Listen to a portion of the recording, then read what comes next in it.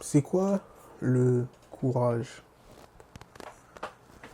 J'ai l'impression que très souvent, le courage est associé avec une absence de peur. Que quelqu'un de courageux, ça serait quelqu'un qui peut toujours passer à l'action parce qu'il n'a jamais peur de rien. Mais moi, je suis pas d'accord avec ça.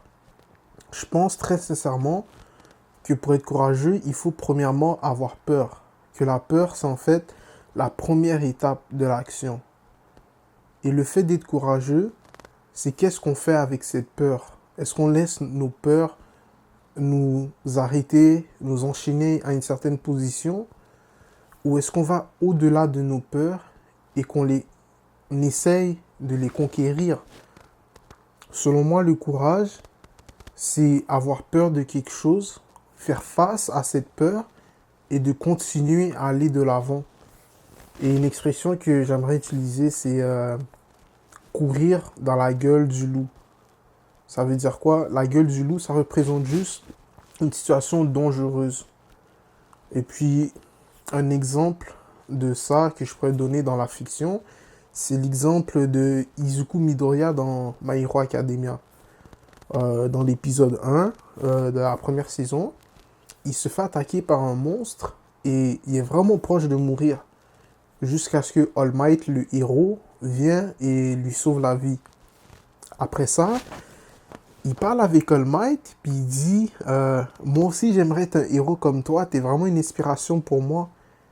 Est-ce que tu penses que je pourrais devenir un héros, même si j'ai pas de super pouvoir? Parce que dans cet animé, c'est des gens avec des super pouvoirs qui sont des héros.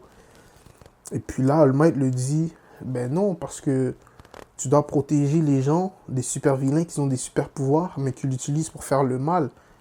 Puis vu que toi, t'as pas de pouvoir, ben tu peux pas être un héros. Après ça, on passe à l'épisode 2. C'est dans une situation où le même vilain qui a presque tué Midoriya attaque dans la ville et capture un des camarades de classe de Midoriya. Tous les super-héros avec des super-pouvoirs aux alentours regardent la scène puis ils disent mon super-pouvoir ne peut pas vaincre ce monstre. Alors tout le monde regarde. Et puis t'as Izuku Midoriya qui arrive puis il voit la scène. Et il sait à quel point ce monstre est dangereux parce que lui-même a failli perdre la vie face à ce monstre. Mais il reste pas juste frisé là à attendre que quelque chose se passe. Il a le courage de commencer à courir, d'aller justement vers le monstre, c'est-à-dire courir dans la gueule du loup, parce qu'il veut sauver son ami. Et il le fait instinctivement sans réfléchir. All Might, le vrai héros qui voit ça, se sent tellement inspiré qu'il reprend ses pouvoirs et qu'il va sauver les deux.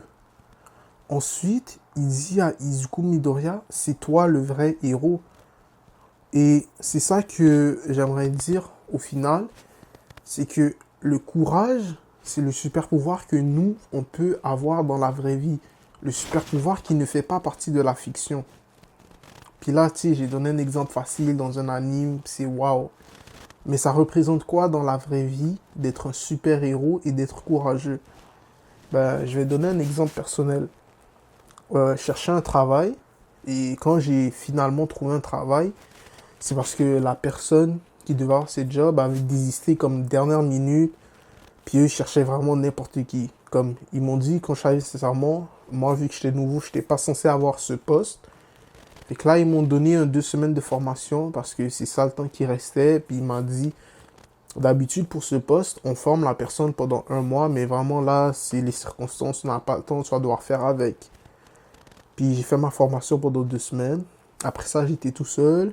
Puis il m'avait dit, tu sais, si tu sais pas comment faire, laisse quelqu'un d'autre le faire, c'est pas grave, tu peux te tromper, tu fais des erreurs. Puis c'est ça que je faisais. À chaque fois que j'avais une nouvelle situation que j'avais pas eu dans ma formation, j'avais peur, je me disais, ok, je vais laisser quelqu'un d'autre le faire. Je prenais un peu le easy way out. Mais, même si j'évitais de faire des erreurs, j'évitais le stress, je me sentais pas plus à l'aise pour autant. Puis, un jour, j'ai voulu prendre une autre approche. Je me suis dit, tu sais quoi, je vais prendre le risque de me tromper. Je vais prendre le risque de faire quelque chose que je ne devais pas faire en essayant d'assumer une tâche que normalement le gars que je remplace aurait fait, mais vu que moi je suis remplaçant, je suis nouveau, je suis pas vraiment formé, ben c'est correct que je le fasse pas. Et qu'est-ce qui s'est passé quand j'ai commencé à agir comme ça? C'est que j'étais beaucoup plus stressé au travail, parce que là je faisais des choses que vraiment je pouvais me tromper et j'allais vraiment être dans la merde. Mais derrière ça, il y a aussi une question de courage. Parce que ma peur de faire une erreur, ma peur d'être ridiculisé ou peut-être même d'être envoyé, je ne l'ai pas laissé me mettre dans une box, me mettre dans une cage qui m'empêchait d'agir. J'ai plutôt fait face à ma peur et je suis quand même allé de l'avant. Et c'est vrai que j'ai eu des récompenses pour ça. Parce que quand j'ai aidé les gens et j'ai fait un peu plus, tout le monde me disait «Oh, merci, c'est gentil». Et sincèrement, à chaque fois qu'on m'a dit «Merci, c'est très gentil de ta part», j'ai eu ce sentiment que j'étais un héros, que j'ai fait preuve de courage, que j'ai fait face à de l'adversité, mais que j'ai aussi eu une récompense. Alors, ça se peut que pour toi, ça va être différent dans ta vie, l'application du courage. Peut-être que toi, c'est quelque chose d'autre qui te donne la sensation d'être un super-héros. Mais pour moi, le fait qu'on me dise merci quand j'essaye de faire quelque chose que nécessairement je ne sais pas comment faire ou que je pourrais très facilement me tromper, et que je prends ce risque, que je réussis ou pas, l'important c'est que j'ai fait preuve de courage. Et cette sensation-là me fait sentir comme un vrai héros. Et c'est ça les vrais héros dans notre monde. Parce qu'on n'est pas dans un monde fictif où tu peux voler et cracher du feu. Mais on est quand même dans un monde où tu peux être un héros. Et si tu veux être un héros, le meilleur super pouvoir à avoir, c'est le pouvoir du courage. Alors si je peux te donner un conseil, c'est ne pas d'essayer de ne pas avoir peur, mais plutôt accepter tes peurs, réfléchis dessus. Dis-toi pourquoi j'ai peur de ça et demande-toi la question très importante. Est-ce que je veux laisser ma peur me contrôler ou je veux avoir le contrôle par-dessus ma peur? Et quand tu passes à l'action et que tu attrapes ta peur et que tu prends le contrôle, c'est ça la vraie force, c'est ça qui fait d'un homme un super héros. Alors, j'espère que tu vas être capable de trouver une application dans ta vie personnelle et que ça va t'aider à aller mieux, mais pas seulement que toi que tu ailles mieux, mais que autour de toi ça s'améliore et que tu trouves une signification à toutes les adversités auxquelles tu vas faire face pendant ton parcours. Et puis, c'est vraiment juste ça le conseil que je voulais donner aujourd'hui, ou plutôt peut-être enseignement. Je sais pas vraiment si c'est un conseil ou si c'est un enseignement, mais je sais que je partage quelque chose dans laquelle je crois, c'est que le courage, c'est un super pouvoir et ça fait de toi un super héros. Fait que sur ce, je te souhaite d'écrire dans les commentaires est-ce que c'est quelque chose que tu penses appliquer?